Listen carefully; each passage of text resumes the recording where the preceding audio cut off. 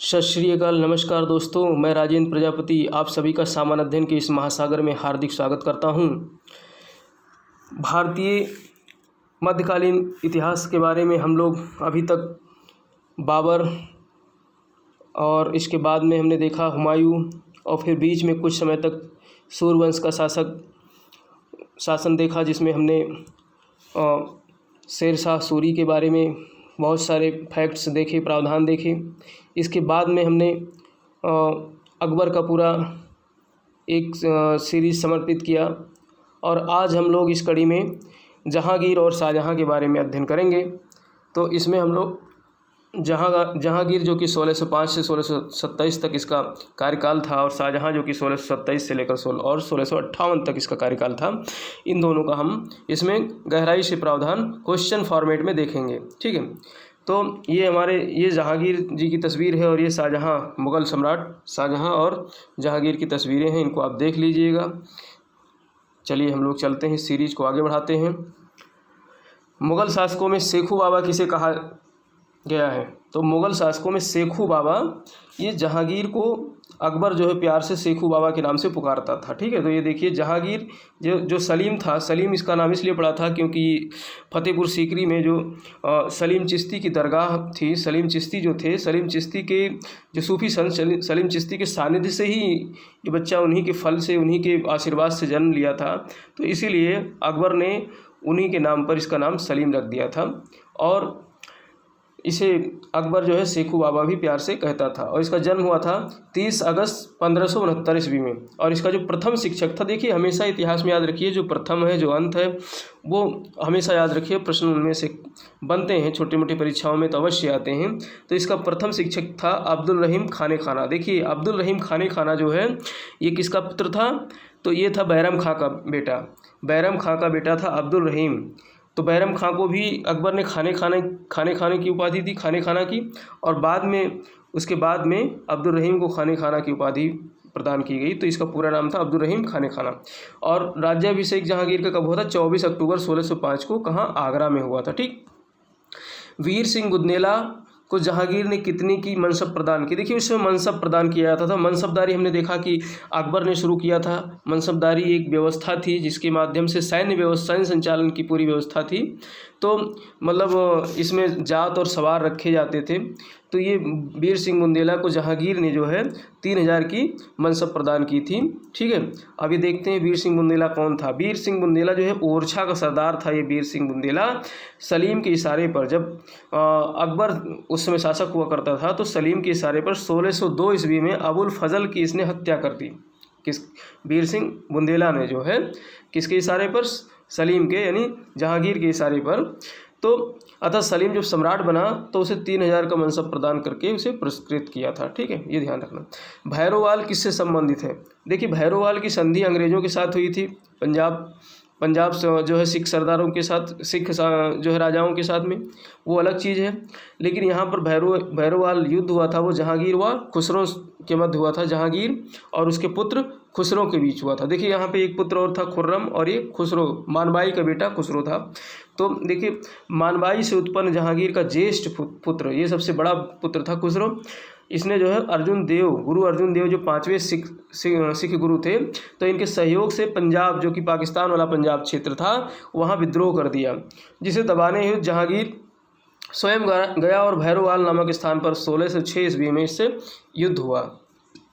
अंततः खुसरो को बंदी बना लिया गया, साथ ही गुरु अर्जुन देव को फांसी दे दी गई। तो ये प्रश्न यहाँ से अक्सर आते हैं कि गुरु अर्जुन देव या 5वें सिख गुरु को फांसी देने वाला कौन शासक था? मुगल शासक? तो जहांगीर था। ये बिल्कुल याद कर लीजिए, ये प्रश्न यहाँ से अक्सर आते हैं। ठीक। चित्तौड़गढ़ की संधि किसके मध्य हुई? तो चित्तौड़गढ़ की संधि जो हुई थी जहांगीर और अमर सिंह के मध्य हुई थी। अमर सिंह, जी हाँ, अमर सिंह वो जो है वही मेवाड़ का शासक था। 1615 ईस्वी में मेवाड़ के राणा अमर सिंह, ये राणा प्रताप का पुत्र था, जो अकबर के जिसने छक्के छुड़ाए थे, राणा प्रताप, तो जो है उसका पुत्र था अमर सिंह। ठीक है, तो 1615 ईस्वी में जहांगीर के मध्य जो है और राणा अमर सिंह के मध्य जो है चित्तौड़गढ़ की संधि हुई थी। क्योंकि ये कब्जे में नहीं आ रहा था। आपने देखा अकबर के समय में जितने भी राजपूताना थे सब जो है उसके किसी न किसी तरीके से, चाहे वैवाहिक संबंध स्थापित करके या दबाव डाल करके, किसी न किसी तरीके से जो है उसके आधिपत्य को स्वीकार किए थे अकबर। लेकिन जो ये मेवाड़ के शासक थे इन्होंने अकबर तक कभी भी जो है उनके जो है दबाव में नहीं आए, उनके जो है ध्वज तले नहीं आए।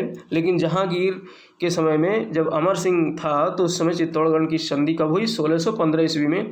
इसी के साथ मेवाड़ ने मुगलों की अधीनता स्वीकार कर ली थी। जहांगीर ने चित्तौड़ का दुर्ग उसे वापस कर दिया। चित्तौड़ का दुर्ग जो है इस पर कब्जा अकबर ने कर लिया था तो उसे वापस कर दिया। बदले में अमर सिंह ने अपने पुत्र कर्ण सिंह को मुगल बादशाह की सेवा में भेजा था। तो अमर सिंह का पुत्र कौन था? कर्ण सिंह था। तो इसे जो है मुगल बादशाह की सेवा में इसलिए भेजा था क्योंकि चित्तौड़ का किला अमर सिंह को वापस कर दिया गया था अधीनता स्वीकार करने के बाद में। शहजादे खुर्रम के विद्रोह को दबाने का श्रेय किसे दिया जाता है? अब देखिए खुर्रम महोदय भी जो है विद्रोह करते हैं। वहाँ हमने देखा था जो है खुसरो महोदय थे, वह यहाँ खुर्रम महोदय, तो इन्होंने विद्रोह किया था और इस विद्रोह को दबाया था महाबत खां ने। महाबत खां को ध्यान रखना जहांगीर के समय का ये दक्षिण अभियान करने वाला एक प्रमुख व्यक्ति होता है। तो खुर्रम जो कि बाद में शाहजहाँ के जो है नाम से जो है शासक होता है मुगल साम्राज्य का, तो ये खुर्रम ही था। जब दक्कन का वायसराय था, खुर्रम दक्कन का वायसराय था, तो कब था? 1621-22 में। तो नूरजहाँ के बहकावे में आकर, नूरजहाँ चूँकि जो है एक बहुत षड्यंत्रकारी महिला थी उस समय जो है, तो उसके बहकावे में आकर जहांगीर ने खुर्रम के शाही अधिकार छीन लिए। खुर्रम को जो शाही अधिकार दिए गए थे वो जहांगीर को जो है बहकावे में लाकर उससे वो शाही अधिकार छिनवा लिए। फलतः उसने जहांगीर के विरुद्ध 1623 ईस्वी में विद्रोह कर दिया, जिसे अंततः महाबत खां ने दबाया था। जुंटा गुट में निम्नलिखित में से कौन शामिल नहीं था? अब देखिए जुंटा गुट था जो बनाया था किसने? नूरजहाँ ने, उसको नूरजहाँ गुट भी कहते हैं। तो इसमें खुसरो नहीं शामिल था, खुर्रम शामिल था लेकिन खुसरो नहीं शामिल था, और अशमत बेग और आसफ खां ये तो शामिल थे। ठीक है, तो इसमें देखते हैं हम लोग जुंटा गुट अर्थात नूरजहाँ गुट का वर्चस्व 1622 ईस्वी तक रहा। बाद में खुर्रम इस गुट से अलग हो गया। ठीक है, परंतु खुसरो इसका कभी सदस्य नहीं था।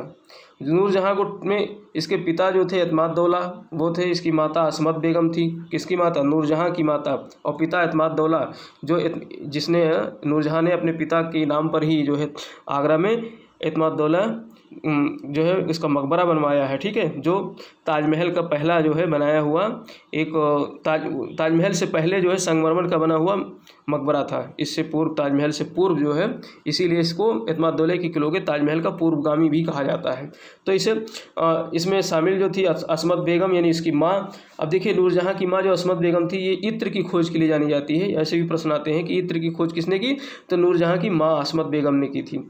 और इसका भाई आसफ खां था। अब ये देखिए आगे जो है कहानी में ट्विस्ट लाने वाला है। आसफ खां भी जो है, और तथा शहजादा खुर्रम भी इसका सदस्य था। पहले शामिल था शहजादा खुर्रम जो शाहजहाँ के नाम से बाद में गद्दी पर बैठता है। ठीक है, तो ये देखा हमने। जहांगीर के मुगल दरबार में आने वाला प्रथम ब्रिटिश अधिकारी कौन था? तो विलियम हॉकिंस जो था वो जहांगीर के दरबार में आने वाला प्रथम ब्रिटिश अधिकारी था। इसके पहले अकबर के समय में कौन आया था? देखो राल्फ फिंच आया था अकबर के समय में, लेकिन वो अकबर के दरबार में नहीं आया था, ये ध्यान रखना। तो ऐसा प्रश्न भी आ सकता है कि मुगल दरबार में आने वाला सबसे पहला जो है ब्रिटिश अधिकारी कौन था? तो उसमें ऑप्शन में राल्फ फिंच भी दिया रहेगा और विलियम हॉकिंस भी दिया रहेगा। तो आप विलियम हॉकिंस के साथ जाना, क्योंकि राल्फ फिंच अकबर के समय में मतलब आया तो था लेकिन मुगल दरबार नहीं गया था, अकबर से दरबार में नहीं भेंट करने गया था। ठीक है, तो ये परंतु ये इस समय आया था अकबर के समय 1583 से 91 के बीच में आया था। परंतु जहांगीर के दरबार में सर्वप्रथम विलियम हॉकिंस फतेहपुर सीकरी आया था। 1608 और 11 ईस्वी में फतेहपुर सीकरी में विलियम हॉकिंस जहांगीर के दरबार में गया था। यह मुगल दरबार में उपस्थित होने वाला प्रथम ब्रिटिश था। इसे जहांगीर ने 400 का मनसब दिया था। कितने का? 400 का मनसब दिया था। साथ ही इंग्लिश खां की उपाधि दी थी और एक आर्मेनियाई महिला से इसकी शादी भी करवाई थी। किसने? जहांगीर ने विलियम हॉकिंस की। और एक टॉमस मुनरो था। टॉमस रो ये जो है 1615 से 1619 के बीच में जो है ये भारत आता है। तो 1615 में सबसे पहले कहाँ? सूरत में पहुँचता है। और 1616 में वो अजमेर में जहांगीर के दरबार पहुंचता है। तो जहांगीर के दरबार में जो है ये भी पहुंचा था टॉमस मुनरो, और उपस्थित हुआ था। तो बादशाह के साथ मांडू भी गया था, फिर अहमदाबाद भी गया था, फिर अजमेर भी गया था। तो प्रश्न में ऐसे आ सकता है कि जहांगीर के साथ अजमेर से मांडू, अहमदाबाद और जो है अजमेर जाने वाला कौन ब्रिटिश जो है अधिकारी था, तो वो टॉमस मुनरो या टॉमस रो था। फ्रांसिस्को पल्सर्ट, ये जो है अंग्रेज़ नहीं था, ये डच अधिकारी था जो 1618-19 में भारत में जहांगीर के दरबार आया था तथा 7 वर्षों तक 1626 तक ही भारत में रहा था। ठीक है, तो फ्रांसिस्को पल्सर्ट जो है जो डच अधिकारी था, ये भी जहांगीर के समय में भारत आया था और 7 वर्षों तक भारत में मुगल दरबार में रहा था। मनसबदारी व्यवस्था में 2 अस्पा एवं सिंह अस्पा व्यवस्था को लागू करने वाला मुगल शासक, 2 अस्पा और सिंह अस्पा जो है, ये मनसबदारी व्यवस्था तो लागू की थी अकबर ने, लेकिन उसमें 2 अस्पा और सिंह अस्पा व्यवस्था किसने लागू की थी, तो वो लागू की थी जहांगीर ने। अब देखिए 2 अस्पा का मतलब होता है 2 घोड़े रखने वाले व्यक्ति को 2 अस्पा कहा जाता था, 3 घोड़े रखने वाले को 3 अस्पा कहा जाता था। 2 अस्पा 2 घोड़े रखने वाले सिपाही, और यह पद सर्वप्रथम जहांगीर ने महावत खां को प्रदान की थी। ठीक है, जहांगीर ने किसके नेतृत्व में आगरा में एक चित्रशाला का निर्माण कराया था, तो आगरा में एक, देखिए जहांगीर का काल जो है चित्रकला में बहुत जो है स्वर्ण काल माना जाता है। तो इसे अकारिजा ने निर्माण कराया था। किसने? चित्रशाला का निर्माण अकारिजा ने आगरा में करवाया था। अब देखिए हम यहाँ पर हमने देखा कि अकबर का जो काल था वो साहित्य के लिए जो है स्वर्ण काल माना जाता है, ये ध्यान रखना। साहित्य का स्वर्ण काल मुगल के समय में किसके समय में था, तो अकबर के समय में था। और चित्रकला का स्वर्ण किसको कहा जाता है, तो वो जहांगीर के काल को कहा जाता है। और स्थापत्य कला का स्वर्ण काल जो है वो शाहजहां के समय का था। और ओवरऑल उसके समय में सभी चीज़ों का विकास काफ़ी हुआ था, तो उसे जो है स्वर्ण काल कहा जाता है। मुगल साम्राज्य का स्वर्ण काल भी कहा जाता है। ठीक, तो इसे हम देखते हैं। चित्रकला के संदर्भ में जहांगीर का काल स्वर्ण काल कहा जाता है। मानव चित्रण पर पारखी अकारिजा का पुत्र अबुल हसन, अकारिजा का पुत्र था। अबुल हसन कौन था? अकारिजा का पुत्र था, जो कि मानव चित्रण करता था, मानव का, मनुष्य का चित्र बनाता था ज़्यादातर। तो इसे नादुर उल जमा की उपाधि दी थी। नादुर उल जमा की उपाधि जहांगीर ने किसे दी थी? अबुल हसन को दी थी, क्योंकि वो मानव चित्रण करता था। और पक्षी चित्रण का पारखी जो था उस्ताद मंसूर था। उस्ताद मंसूर जो है पक्षी चित्रण करता था, तो इसे जहांगीर ने नादिर उस्र की उपाधि दी थी। और इसके अलावा और भी चित्रकार थे, मनोहर, बिशनदास, गोवर्धन। ठीक है, तो इनके नाम आपको ध्यान रखने हैं। जहांगीर की ताजपोशी का चित्र किसने बनाया था? तो जहांगीर की जब जहांगीर को ताज मतलब पहनाया जा रहा था, उस चित्र को दर्शाने वाला जो है, अब भाई कोई पक्षी बनाने वाला तो दर्शाएगा नहीं, मनुष्य के चित्रण करने वाला ही तो दर्शाएगा। तो मनुष्य का चित्रण करता था अबुल हसन। तो अबुल हसन ने जो है जहांगीर की ताजपोशी का चित्र बनाया था। ठीक है, तो जहांगीर के समय व्यक्ति चित्रण यानी मनुष्य का चित्र बनाना आरंभ हुआ था। इसके पहले देखिए मुसलमानों में वर्जित है ना, मतलब कोई भी चित्रण करना, पशु पक्षी और नेचर का तो कर सकते हो, लेकिन मनुष्य का चित्रण आप नहीं कर सकते हो। लेकिन जहांगीर ने जो है उसमें चित्रकारों को छूट दे रखी थी, तो मनुष्य का भी चित्रण आरंभ हुआ था। तो जहांगीर का सर्वप्रिय चित्रकार, अब अबुल हसन इसका सर्वप्रिय चित्रकार भी था, क्योंकि ये अकारिजा का पुत्र था और अकारिजा जो है उसका बहुत ही चहेता जो है व्यक्ति था। तो एक व्यक्ति चित्रकार था ये, उसने जहांगीर की ताजपोशी का चित्रण किया, जिसे जहांगीर ने अपनी आत्मकथा तुझके जहांगीरी किसकी आत्मकथा है? जहांगीर की। तो इसके मुख पृष्ठ पर बनवाया था, उस चित्र को मुख पृष्ठ पर लगवाया था। ठीक है, जहांगीर का मकबरा कहाँ स्थित है? तो जहांगीर का मकबरा लाहौर में स्थित है। कहाँ? लाहौर में। ठीक है, तो जहांगीर के साथ साथ नूरजहां, अब देखिए इसका नूरजहां का भी मकबरा कहाँ है? लाहौर में है। और अनारकली का भी मकबरा लाहौर में है। अनारकली सलीम वाला आप कहानी जानती हैं। अनारकली कौन थी? तो सलीम की प्रेयसी थी। तो इसका भी मकबरा लाहौर में है। अब जहांगीर का दिलखुश बाग में है लाहौर में, और नूरजहां का शालीमार बाग में है। ठीक है, तो जहांगीर की मृत्यु हुई थी 28 अक्टूबर 1627 को। खुर्रम को शाहजहां की उपाधि जहांगीर द्वारा उसके किस अभियान के उपरांत प्रदान किया गया? अब देखिए यहाँ से हम लोग प्रारंभ कर रहे हैं शाहजहां के बारे में। तो खुर्रम का नाम तो पहले शाहजहाँ का नाम खुर्रम था ना, तो खुर्रम को शाहजहाँ की उपाधि किसने दी थी? जहांगीर ने दी थी।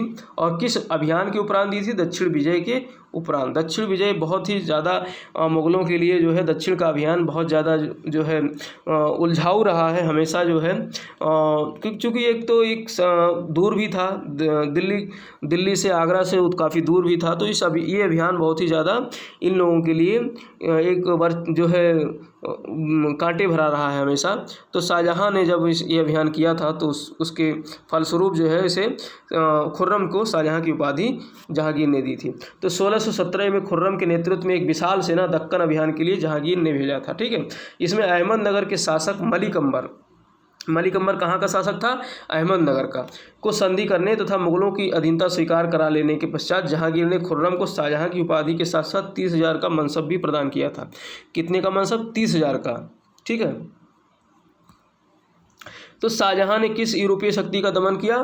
तो शाहजहाँ ने जो है पुर्तगाली यूरोपीय शक्ति का। भी प्रश्न यहाँ आ सकता है कि सर्वप्रथम पुर्तगाली जो है शक्ति का दमन करने वाला शासक कौन था? तो शाहजहाँ था।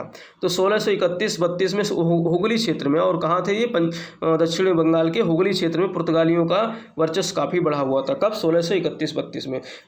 परिणामतः शाहजहाँ पुर्तगालियों को वहाँ से खदेड़ दिया, कुछ को बंदी बनाकर आगरा लाया। और देखिए वो जब इसने खदेड़ा तो बहुत सारे पुर्तगाली जो है नाव में बैठे थे, तो नाव से कूद कर जो है गंगा नदी में गिर गए, तो उससे बहुत सारे मर भी गए थे नदी में डूबने के कारण। ठीक है, शाहजहाँ ने अपना प्रधानमंत्री किसे नियुक्त किया? तो आसफ खां को। देखिए आसफ खां का मैंने बताया ना कि आगे रोल आने वाला है। आसफ खां इसका क्या था? शाहजहाँ का ससुर था, क्योंकि इसकी पुत्री जो अर्जुमंद बानो जो थी, जिसको मुमताज़ महल कहा जाता है, तो उससे जो है शाहजहाँ की शादी हुई थी। ठीक है, शाहजहाँ ने गद्दी संभालते ही आसफ खां यानी ससुर अर्जुमंद बानो, ये ससुर था अर्जुमंद बानो का पिता था, को 7,000 का जात तथा 7,000 सवार के साथ राज्य का प्रधानमंत्री नियुक्त किया था। किसको? आसफ खां को राज्य का प्रधानमंत्री यानी मुगल साम्राज्य का प्रधानमंत्री शाहजहाँ ने नियुक्त किया था। ठीक है, एवं महावत खां भी एक महत्वपूर्ण कैरेक्टर है दक्षिण अभियान के लिए, तो इसे भी 7,000 और जात और 7,000 का सवार दिया था, साथ ही खाने खाना की उपाधि दी थी। देखिए खाने खाना की उपाधि अब देखते चलो यहाँ पर। पहले जो है किसको मिला था? तो सबसे पहले किसको मिला था भाई? अकबर ने किसे दिया था? बैरम खां को दिया था खाने खाना की उपाधि। उसके बाद में अब्दुल रहीम को दिया था, बैरम खां के पुत्र अब्दुल रहीम को खाने खाना की। और अब जो है देख रहे हैं महावत खां को भी शाहजहाँ ने खाने खाना की उपाधि प्रदान की थी। खाने जहाँ, अब देखिए खाने जहाँ की उपाधि, ये भी उपाधि खाने जहाँ, तो खाने जहाँ लोदी का विद्रोह किसके शासनकाल में हुआ था? तो शाहजहाँ के शासनकाल में हुआ था। अभी खाने जहाँ लोदी जो था ये जहांगीर के समय में उसके लिए तो अच्छा था, लेकिन बाद में ये स्वतंत्र होने का सोचने लगा, तो शाहजहाँ के समय में इसने विद्रोह किया था। तो देखते हैं इसकी पूरी कहानी। वास्तविक नाम इसका पीर खान था। किसका?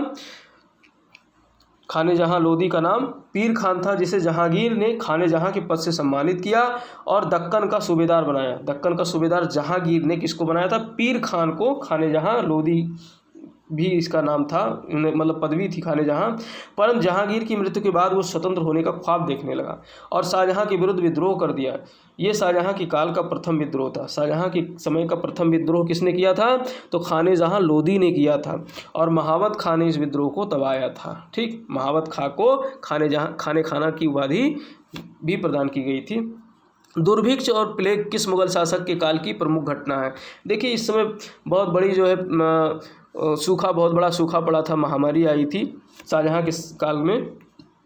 तो प्रश्न यहाँ से बन सकता है कि महामारी या सूखा किसके शासनकाल में? मुगल शासनकाल में। तो शाहजहाँ के शासनकाल में 1630 ईस्वी में गुजरात, खानदेश, दक्कन के अनेक भागों में भयंकर सूखा एवं दुर्भिक्ष पड़ा, जिससे सहस्रों मनुष्य एवं पशु मारे गए। अंग्रेज यात्री पीटर मुंडी, अब देखिए यहाँ पर एक नया चीज़ आ गया, पीटर मुंडी। तो शाहजहाँ के समय में एक अंग्रेज यात्री आया था, क्या नाम था उसका? पीटर मुंडी, और ये 1630 ईस्वी में दक्कन में था। और जब दक्कन में क्या पड़ा था? जो गुजरात वाला क्षेत्र है, दक्कन वाला क्षेत्र खानदेश है, तो वहाँ पे सूखा पड़ा था, दुर्भिक्ष पड़ा था। तो 1630 ईस्वी में पीटर मुंडी ने इस दुर्भिक्ष का वर्णन करते हुए लिखा है कि राजपथों पर 100 बिखरे पड़े थे। यानी कि इतने ज़्यादा लोग मारे गए थे इस दुर्भिक्ष के कारण कि जो वहाँ की जो सड़कें थी वो पूरी जो है 100 से बिखरे पड़े थे। अब्दुल हमीद लाहौरी एक इतिहासकार था, अब्दुल हमीद लाहौरी, ठीक है, इसने भी लिखा है इसके बारे में, दुर्भिक्ष के बारे में, कि निर्धनता इतनी हो गई थी कि लोग एक दूसरे को खाने लगे थे, मतलब नाते रिश्ते ख़त्म हो गए थे, इतनी ज़्यादा निर्धनता बढ़ गई थी कि लोग एक दूसरे को खाने लगे थे। मुमताज़ महल की मृत्यु कब हुई थी? तो 1631 ईस्वी में मुमताज़ महल की, अब देखिए दुर्भिक्ष के बाद जो है अगले साल मुमताज़ महल भी जो है प्राण प्यारी हो जाती हैं। तो 1631 ईस्वी में बुरहानपुर में, कहाँ पे मरी थी? बुरहानपुर में 14वें बच्चे के प्रसव के समय, यानी कि इनकी मृत्यु कैसे हुई थी? डिलीवरी किस समय हुई थी? तो मुमताज़ महल की मृत्यु हो गई थी। उसे शाहजहाँ ने मल्लिकाए ज़मानी की उपाधि दी थी। किसे? मुमताज़ महल को, अर्जुमंद बानो को मल्लिकाए ज़मानी की उपाधि दी थी। और इसके पुत्र थे दारा शिकोह, शाह शुजा, औरंगजेब। देखिए कितने महत्वपूर्ण कैरेक्टर हैं जो मुमताज़ महल के पुत्र थे। और मुराद बख्श, इसके अलावा इसकी 3 पुत्रियां थीं, जहां आरा, रोशन आरा, गौहर आरा, ये 3 पुत्रियां थीं, ठीक है। शाहजहाँ ने अपनी नई राजधानी शाहजहानाबाद यानी पुरानी दिल्ली कब बसाई? देखिए अब यहाँ पे जो है अब आगरा से दिल्ली जो है राजधानी ट्रांसफ़र हो रही, तो ये ट्रांसफ़र करने वाला कौन था? शाहजहाँ था। इसने शाहजहानाबाद एक नगर बसाया पुरानी दिल्ली के नाम से, और वहीं पर 1648 ईस्वी में अपनी राजधानी सजाई थी, ठीक है। शाहजहाँ ने 1648 में अपनी राजधानी आगरा से पुरानी दिल्ली यानी शाहजहानाबाद में बसाई, जो कि यमुना नदी के किनारे स्थित है। यहाँ उसने लाल किला और जामा मस्जिद का भी निर्माण कराया। निम्न मुगल शासकों में से किसे दक्कन के अहमदनगर को पूर्णतः अपने साम्राज्य में मिला लिया? तो ये शाहजहाँ ने। अभी तक दक्कन जो है ये बिल्कुल स्वतंत्र था, लेकिन इसको मिलाने वाला कौन शासक था? तो शाहजहाँ था। महावत खां को शाहजहाँ ने दक्कन की मुगल सेना का सेनापति नियुक्त किया। हमने बताया था महावत खां एक बहुत महत्वपूर्ण कैरेक्टर है दक्कन अभियान के लिए। तो इसे शाहजहाँ ने मुगल सेना का सेनापति दक्कन के लिए नियुक्त किया। किसे? महावत खां को। महावत खां की सूझबूझ से ही अहमदनगर के निजाम शाही वंश अब देखिए यहाँ एक प्रश्न और बनेगा, निजाम शाही वंश किससे संबंधित था? तो अहमदनगर से संबंधित था।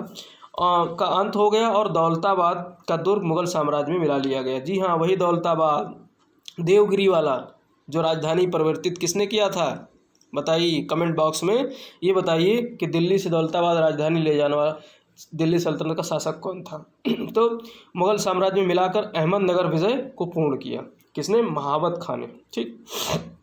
गोलकुंडा से कोहिनूर हीरा शाहजहाँ को किसने दिया था? तो देखिए कोहिनूर हीरा जो था वो शाहजहाँ को मीर जुमला ने दिया था। अब मीर जुमला कौन है भैया? देखते हैं।